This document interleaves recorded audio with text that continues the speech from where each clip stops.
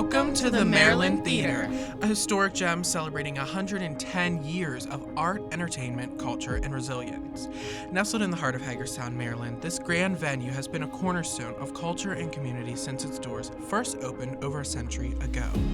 Let's take a journey through the remarkable history of our Maryland Theater.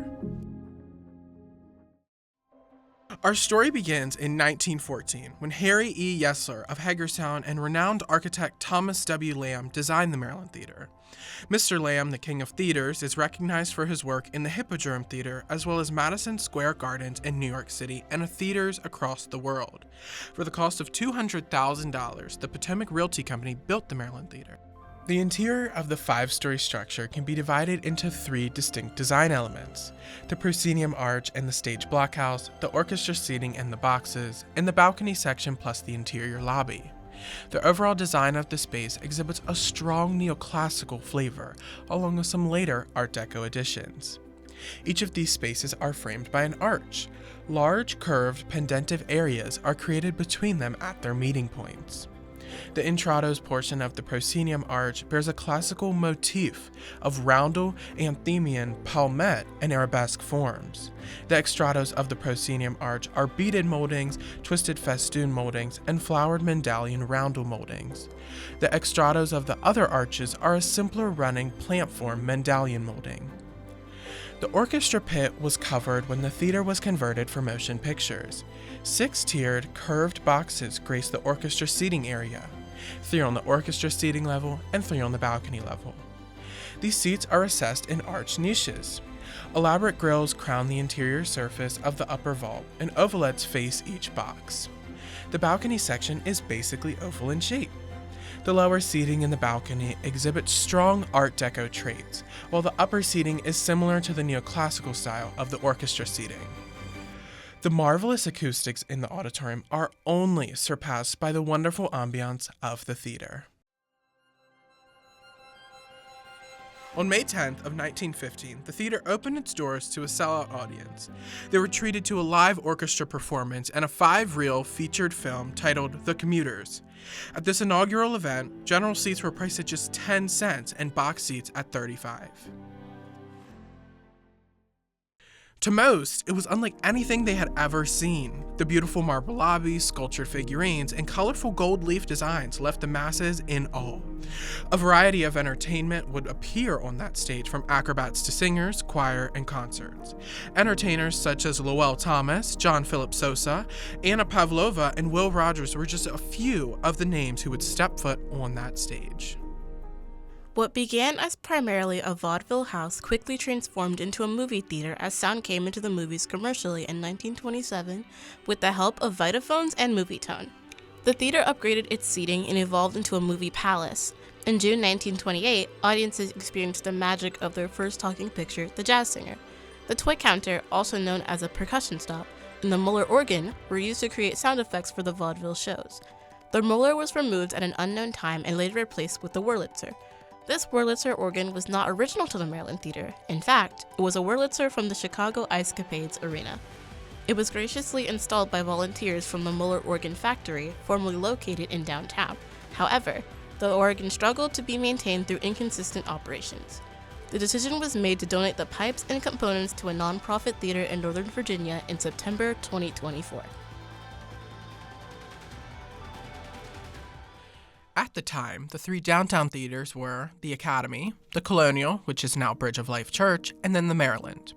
All owned by the Warner Brothers from 1930 to 1953, the Stanley Warner Management Corporation from 1953 to 1961, and RKO Stanley Warner Theaters from 1961 to 1969. The shared management made it easy and common for employees to transfer within the theaters, with movies at the Maryland Theater costing just 40 cents and having limited options for entertainment in the community. The theater would bring in more than 1,000 people for weekend movie screenings and more than 600 during the week. Of course, patrons wouldn't be able to experience cinema if it weren't for dedicated projectionists like George Wagner. George Wagner's passion for projectors began early in life. At the age of 18, Wagner had saved the $50 needed for the initiation fee to join the union that served the Maryland, Colonial, and Academy Theater. However, he was too young to join the union, so Wagner took matters into his own hands. He became a regular at the Maryland Theater and would climb the fire escape to sneak into the projection booth. His passion and persistence eventually landed him a job as a projectionist assistant. By 1935, he was able to join the union as an apprentice at the 3 local theaters, and a few years later, he earned his journeyman's card as a professional projectionist and stagehand into International Alliance of Theatrical Stage Employees. In 1942, Wagner left Hagerstown and served the U.S. Army's Coast Artillery as the base projectionist.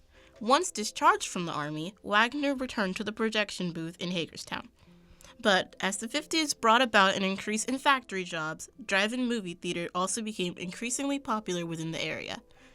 Drive-ins drove out local downtown theaters, causing a significant decline in attendance. The reduced hours caused Wagner to pivot his career and join the manufacturing industry. Fortunately, his passion never died, and he still helped part-time at the local theaters until the Maryland Theater closed its doors. The 1970s brought challenges as Warner Brothers acquired the theater, contributing to its temporary decline. The rise of television and suburban living became increasingly popular. Businesses recognized the financial benefits of shopping malls, causing department stores to move out of the city and into the newly constructed Valley Mall. However, the floors above the lobby of the theater remained occupied by a variety of residential and commercial spaces. With society changing, the theater struggled to draw in patrons. On November 27, 1973, nearly 6 decades after its grand opening, the Maryland Theater closed its doors. Little did anyone know this beloved theater was on the brink of disappearing forever. In the early hours of a cold winter morning on February 8, 1974, a disaster was unfolding that would test the stamina of firefighters and rescue workers alike. At approximately 1:30 a.m., a 5-alarm fire, igniting a blaze that would last for 6 harrowing hours. The fire spread quickly, engulfing the front of the building, a ground floor office, and sweeping through 4 floors of apartments above. By the time the sun began to rise, 6 apartments were destroyed, leaving 11 residents homeless and entire sections of the building in ruins. Over 100 firefighters and 40 rescue workers worked tirelessly to prevent the inferno from spreading to adjacent buildings. The bitter cold, with temperatures plummeting to the 20s, caused their equipment to falter, compounding the challenge. As the fire raged, the marquee of the building became burdened with frozen water, its structural integrity severely compromised. The weakened marquee eventually collapsed, trapping several firefighters beneath it. Among them were Dave Hildebrand, Paul Rudazil, and Gary Hutzel. Those on top of the marquee were not spared. They suffered injuries as they slid down the front of the building. Rescue operations to free the trapped firefighters took over an hour, a desperate effort amid the chaos. Many firefighters were hospitalized due to injuries and smoke inhalation, highlighting the extreme conditions they faced. By 6:30 a.m., the fire was declared contained, and an hour later, it was fully under control. The fire marshal deemed it an electrical fire, but to this day, firefighters recall the lighting to still be on while they were going from apartment to apartment to get residents out. Though the Maryland apartments and parts of the theater were left in ruins, the auditorium was spared. This is most likely due to the limited number of entrances to the auditorium. Firefighters claimed if it wasn't for the smoke, the theater could have hosted a movie that very evening. Raymond Klein, a local roofing contractor, bought the Maryland Theater along with the Colonial Theater across the street. The new owner envisioned a revival for the building, planning to transform it into a vibrant country music jamboree in order to save it from becoming a parking lot. The neglect of previous owners and the fire had left the theater in disrepair. The cost to restore it was far beyond Klein's means. After the devastating fire, the theater faced a grim future. Gerald N. Minnick, a local funeral director, bought the theater from Klein in hopes of saving it from being demolished. However, the scope of the renovation proved overwhelming. Faced with mounting expenses and insufficient funds, Minnick decided to dismantle the building and sell its 1 million bricks. The story didn't end there. Jack Garrett, hearing of the impending demolition, refused to let the theater's legacy crumble. He sprang into action, rallying support and developing a plan to save this historic gem. With determination, Garrett and his team began the complex process of establishing a non-profit organization. They meticulously completed the legal paperwork created by laws and established the Maryland Theater Foundation. On October 5, 1976, they held their first meeting in the Professional Arts Building. The momentum continued as they worked tirelessly to secure the theater's place in history. Just over a month later, on November 13, 1976, the Maryland Theater was officially added to the Register of Historic Places and was approved as a 501 by the Internal Revenue Service on May 30, 1978. With a core group of 20 dedicated individuals, Citizens to Save the Maryland Theater, Inc. was born. Their unwavering commitment paved the way for the theater's successful preservation and continued legacy. On October 5, 1984, the theater was successfully named Maryland Theater Association. The 1980s were spent learning how to navigate the operations of a nonprofit and building relationships with community partners. Many compassionate locals dedicated their time to serving the Maryland Theater. From board members, employees, volunteers, or donors, everyone wanted to help the theater succeed as we enter this revival period. Community partnerships began to blossom, such as the Miss Maryland Scholarship Pageant, who called the Maryland Theater its home in 1978, and has continued to hold the pageant on our stage for the last 50 years. In June of 1982, the Maryland Symphony Orchestra was established and continues to be a close partner of the theater to this day. The 1900s brought new life and excitement to the Maryland Theater when it was featured on the film Guarding Tess, starring Nicolas Cage. The film follows Secret Service agent Doug Chesnick, played by Cage, in his endeavors to protect former First Lady Tess Carlisle, played by Shirley MacLaine. The theater faculty worked to bring national tours to the theater, such as Ray Charles, the Smother Brothers, Jay Leno, and Willie Nelson. But just as things seemed to be looking up, the Maryland Theater faced their largest financial catastrophe yet. In the late 90s, members of the board of directors had an audit conducted and discovered that the theater was in large amounts of debt. So much so that it would take $40,000 just to keep the doors open. This debt was most likely due to the years of ongoing cash flow and record-keeping issues. The audit found that there were no safeguards in place to prevent mishandling of cash payments or receipts, and no regulations to prevent financial obligations from going unrecorded. This caused inaccurate financial information since things were going unrecorded or were recorded incorrectly. A construction invoice from 1991 of $10,588 was discovered as being unpaid. It is believed that the executive director of this time violated the trust of the board and gave them financial information that was false.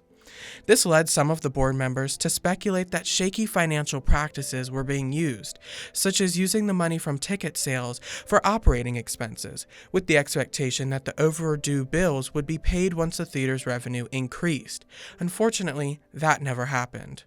According to the accountant's reports, these poor financial practices caused the theater to lose thousands on big shows like singer Dionne Warwick and rap group Criss Cross. The theater spent the next decade creating relationships within the community, making partnerships with local dance studios, schools, and other local nonprofits, as well as making the theater financially stable. One of our local partners is the Barbara Ingram School for the Arts, commonly known as BISFA. Established in August of 2009, this distinguished high school serves gifted students with a focus on various artistic disciplines. The school frequently hosts a variety of events in our historic auditorium, including musicals, concerts, and assemblies. Additionally, students utilize our Performing Arts Center throughout the academic year, with particular use of the View Studio for their dance classes and rehearsals. In the decades that followed, the theater thrived, culminating in a major expansion and facility restoration completed in 2019. As we approach 2010, our 95th anniversary, the concept of rebuilding the theater's footprint that burned down was discussed, but we had to ensure that the current state of the building was in good shape. The theater had not seen renovations since the late 70s and needed significant help to bring it up to date. As plaster firms were being engaged to offer bids on repointing, a piece of trim fell from the balcony ceiling during a comedy performance.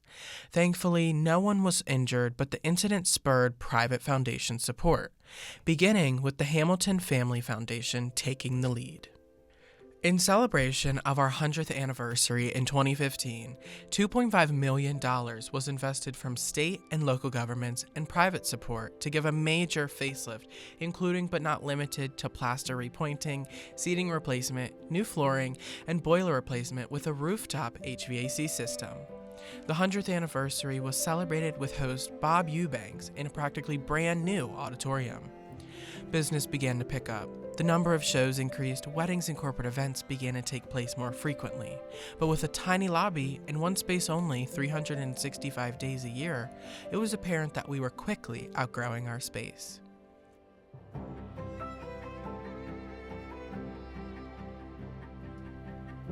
In late 2019, construction of a 5-level performing arts center was completed, providing much-needed on-site box office, tripling concession spaces, additional restrooms, and updated fire escape systems. This expansion greatly improved the flow of patrons for the historic auditorium, as well as enhancing the patron experience by providing many new amenities. The new performing arts center provides new space for private event hosting, including a ballroom, event kitchen, cocktail lounge, conference room, studio, and 12-person suite. Daily classroom space for Washington County Public Schools, additional dressing rooms, and a large grand lobby are also included in the new expansion, tying together the historic auditorium and the new facility. Creating these additional revenue streams for sustainability by adding larger gathering, rehearsal, and event spaces have increased the usage of the facility. The Maryland Theater and New Performing Arts Center hosted 111 events in their first 8 weeks of opening before shutting down in March of 2020 due to COVID-19. After briefly reopening for small private events in summer of 2020, the theater closed again until early 2021, serving as a gathering space for schools and community groups during that time. Performances fully resumed well into 2023 with full audience participation, supported by state and federal funding to retain staff and volunteers. As we celebrate 110 years of the Maryland Theater, we look forward to a future filled with promise and possibility. From its humble beginnings to its triumphant revival, this historic venue stands as a testament to the power of community, resilience, and the enduring magic of the arts. We are a visitor's destination and a community asset. Thank you for joining us on this journey through time. Here's to the next chapter in the remarkable story of our Maryland Theater.